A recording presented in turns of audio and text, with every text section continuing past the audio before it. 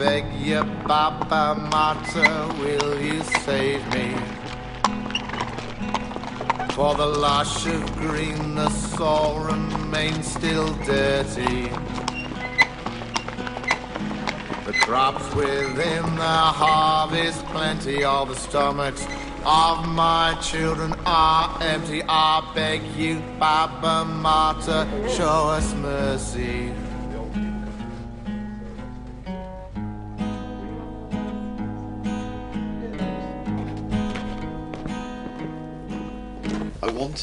Исках песента да бъде оригинална, да напомня със звучението си за древните езически празници, защото връзването на мартеницата е най-старият езически ритуал в християнска Европа.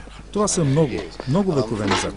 Казах си, че щом ще пише песен за този обичай, трябва да се докосна до неговите първоизвори. В онези езически времена, от които е и мартеницата, хората се прехранвали с земеделие. Зимите били сурови, нямало храна, често гладували. Тогава не е можело да прескочиш с колата до супермаркета. Хората се молели на боговете да оцелеят. И аз направих няколко мартеници. Висят на пътния знак Крушево, навън пред къщата ми. С приятелката ми Никола срязахме по една бяла и червена тениска на ивици и ги изсукахме. А това всъщност е старият пътен знак с името на селото.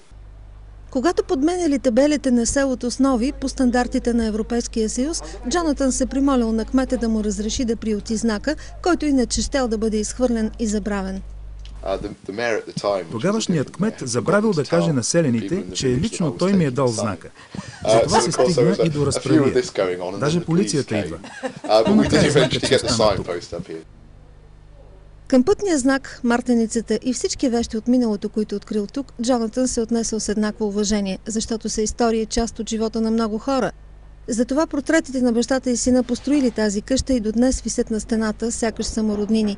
Богатата история на имота и селото от времето на Втората световна война били онова, заради което решил да установи новия си дом именно тук. Синът е живеел тук. Именно той е ятакът. Той е укривал местните антифашисти от съпротивата. Те идвали от към гората и от Севлиево.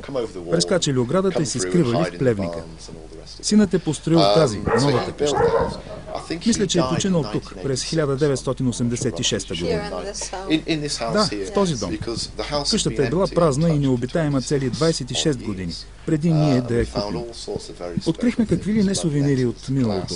Любовни писма, очила, медали от войните, книги, снимки. Всичко това е история. Сякаш времето беше спряло тук. Ние просто не можехме да изхвърлим всичко това. Грехота е. Така че запазили сме всички вещи, които открихме в тази къща, в старата постройка и в плевника.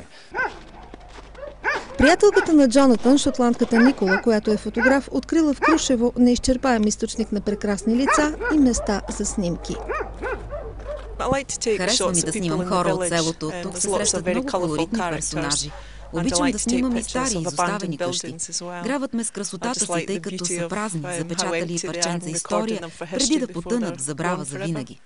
Освен историята и природата, тукашните хора окончателно разтопили сърцата им. Постоянни гости на общоселски събори и лични празници, Джон и Никола вече добре познават местните традиции. Великобритания не е лошо място, но е твърде пренаселена и е твърде скъпо. Животът ми тук е прекрасен. Това, което имам в България, не мога да си го позволя в Англия. Там не мога да си купя къща на село. Да се разхождам както тук, навсякъде. В Англия живеех в апартамент, в центъра на града, и когато свирех на китара, съседите почваха да удрят по стената. Оплакваха се, че вдигам шум. Тук мога да свиря колкото си искам.